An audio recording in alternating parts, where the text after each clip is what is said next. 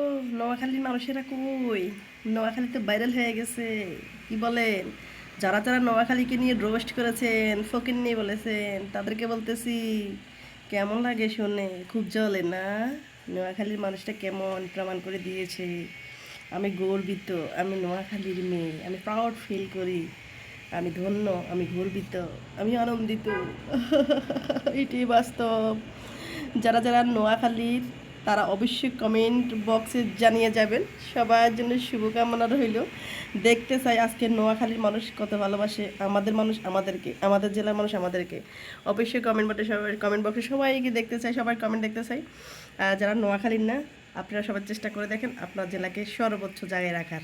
Thank you everyone, সবাইকে। অসুস্থ আছি, দোয়া করবেন। তবে অসুস্থ থাকা সত্ত্বেও নোয়াখালীর এই বিষয়টা যে ভাইরাল হয়ে গেছে, সর্বোচ্চ ভালো অবস্থানে চলে গেছে, সেই জায়গা থেকে আমি সুস্থ হয়ে গেলাম।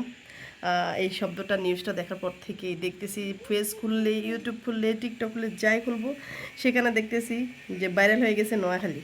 তো আল্লাহ হাফেজ, অনেক খুশি।